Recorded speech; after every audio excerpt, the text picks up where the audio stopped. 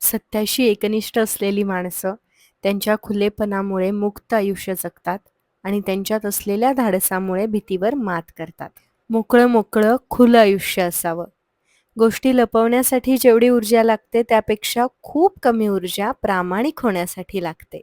समाजामध्ये वावरताना आपलं मत, भावना, कल्पना इतकंच काय तर अगदी आपलं ज्ञान देखील व्यक्त करण्यावर वेळोवेळी नियंत्रण आपण ठेवलं पाहिजे. सत्याशी एकनिष्ठ राहायचं म्हणजे नेमकं काय? तर कधीच खोटं न बोलणं किंवा सत्य लपवून न ठेवणं. सत्य लपवण्याचा निर्णय कोणत्याच स्वार्थी हेतूमुळे घेतला जायला नको. आपली प्रतिमा जपण्यासाठी, आव्हानांपासून आपला नकाशा वाचवण्यासाठी बऱ्याचदा आपण सत्य लपवतो. आपलं जगणं जबाबदारीचं असावं. त्यामध्ये शुद्धता असावी, मोकळेपणा असावा.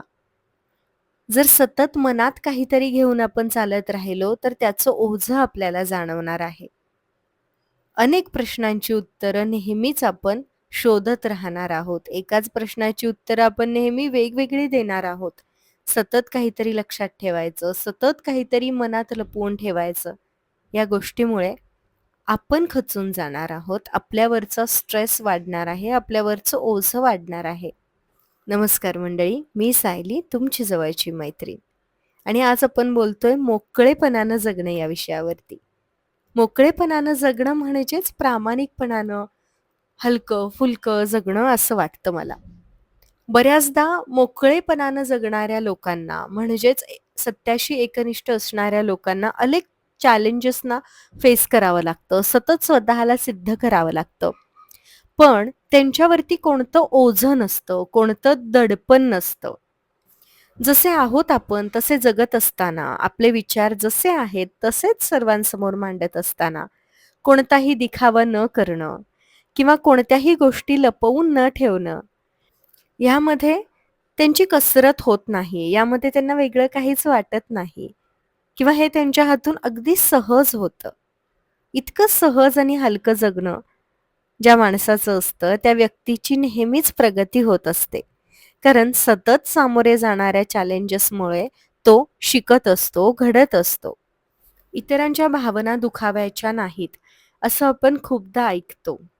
पण तरीही ज्यावेळेला आपण सत्य लपवतो, त्यावेळेला समोरच्या व्यक्तीच्या भावना दुखावल्या जातातच की. याचा कसं काय बरं आपल्याला विसर पडू शकतो? बरं, सतत असत्य बोलल्यामुळे किंवा सत्य लपवल्यामुळे नातेसंबंध चांगले होतात का? नाही, ते वरवरचेच राहतात.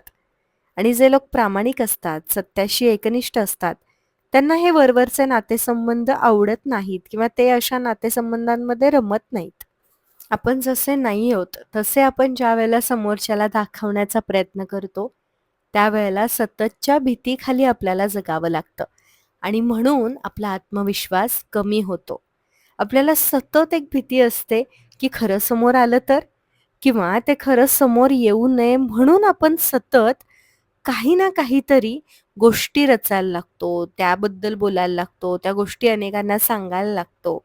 इतरांमुळे आपल्या भावना कशा दुखावल्या गेल्यात हेच आपण बोलायला लागतो आणि ह्यामध्ये आपण समोरच्याला किती दुखावलंय याचा मात्र विसर पडतो. भावना या सगळ्यांच्या सारख्याच असतात, आपल्याही आणि समोरच्याच्याही. त्यामुळे त्या जर जपायच्या असतील तर सरळ, साधं आणि सोप्पं आयुष्य असताना त्याला कशाला कॉम्प्लिकेटेड करून घ्यायचं? का नको ते हेवे-देवे? का नको तो मान-सन्मान? जे जसं आहे तसं स्वीकारून अगदी शांतपणे सरळ मार्गी माणूस का नाही जगू शकत? ते म्हणतात ना, की आपणच आपला पसारा वाढवून ठेवतो विचारांचा. तो असाच असतो. आपल्याही नकळत आपण इतक्या सगळ्या गोष्टी रोज कॅरी करत असतो, ते घेऊन आपण जगत असतो, ज्याला काहीच अर्थ नसतो.